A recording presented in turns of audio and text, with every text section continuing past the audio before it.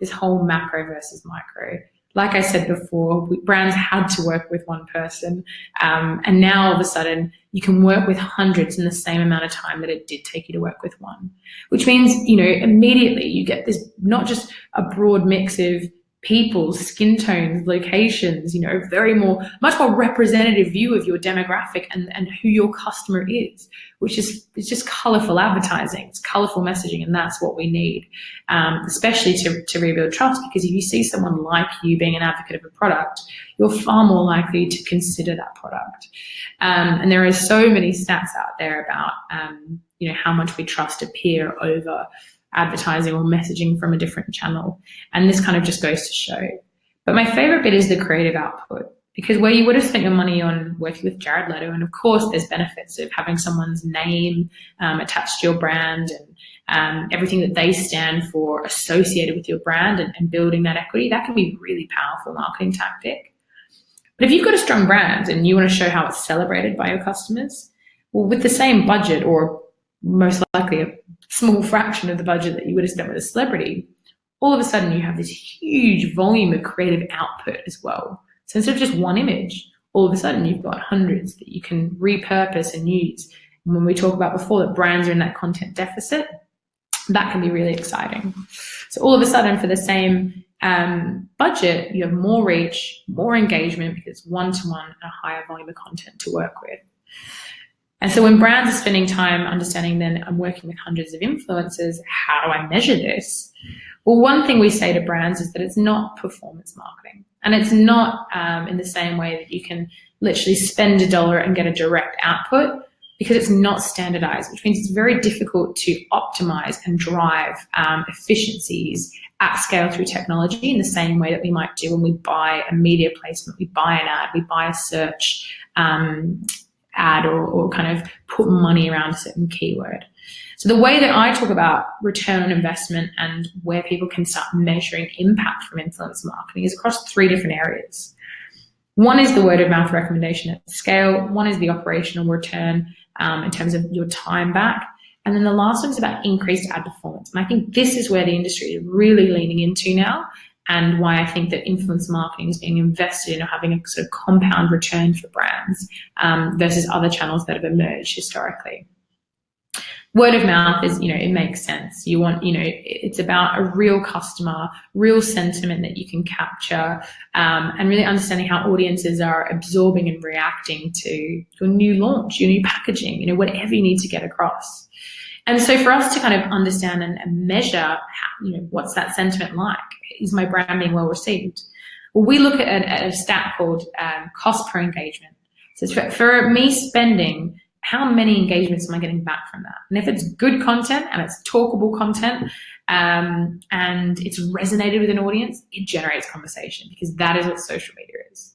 And so we have a look at this broken down by category, but we also have a look at it broken down by audience level. And as you can see, as your audience grows, there are diminishing returns to engagement. That engagement starts to drop off over time. And that goes back to that relationship of kind of broadcast, one-to-many communications versus this many-to-many. And when you say, I can have a one-to-one conversation and ask questions about exactly the, shades of foundation, or where to buy it, or do you know if it's in Boots Covent Garden?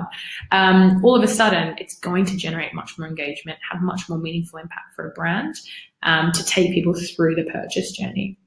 But what we're seeing with Instagram specifically is that they're testing and moving their algorithm around. They're pulling more brands out of the Discover feed and trying to make the platform far more about everyday engagement. It's always going to put the user first, so it's a positive experience. And it's always going to be about social connections with the people that you love and the people that inspire you.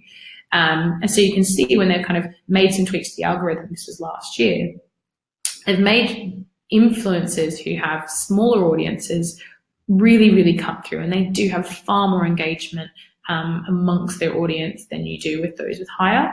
So it's a really good argument for brands to work with lots and lots and lots of people with small audiences, same reach, same engagement, more content, but far more impact.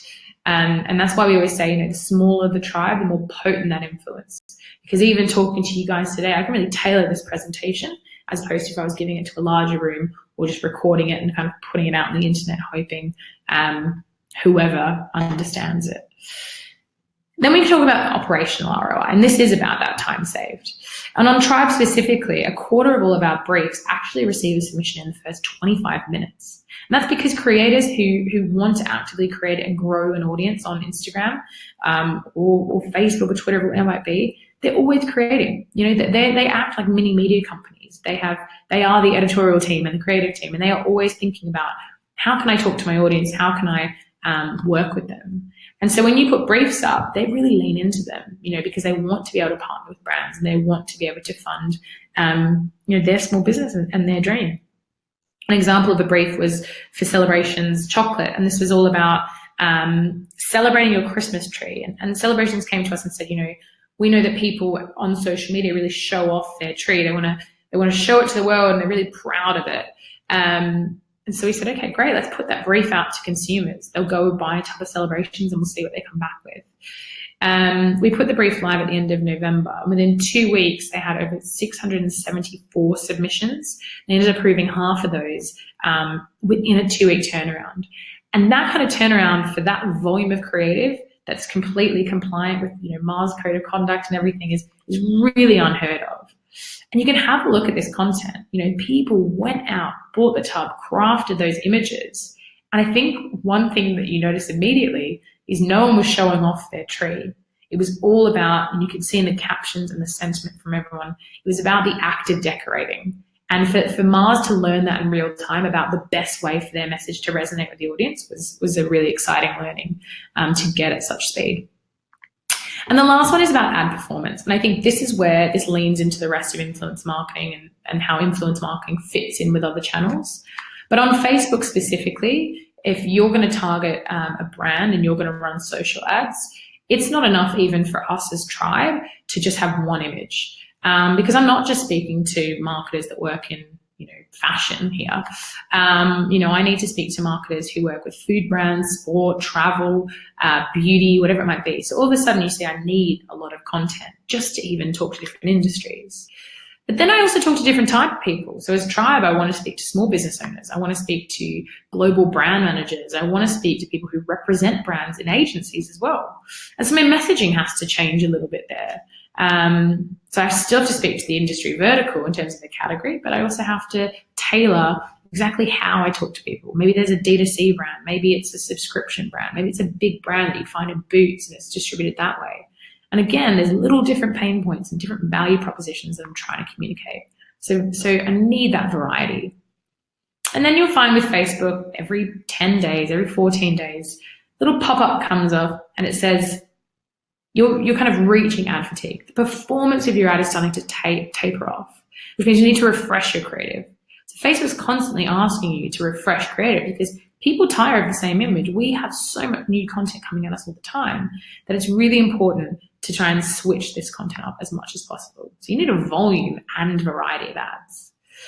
And then the last one really is all about the creative formats. Because like I said before, one of the days where you can have just one TVC and kind of speak to a broad audience, you need to have all of these different formats for IGTV, Instagram stories, you know, TikTok. You need different ones for what an in-feed creative might look like, what the creative looks like in your email to consumers, what it looks like point of sale at Boots on a pop-up, you know, cabinet. And so it's really important that brands also get a variety of formats that they can apply that content into. And all of those things together really drive ad performance up.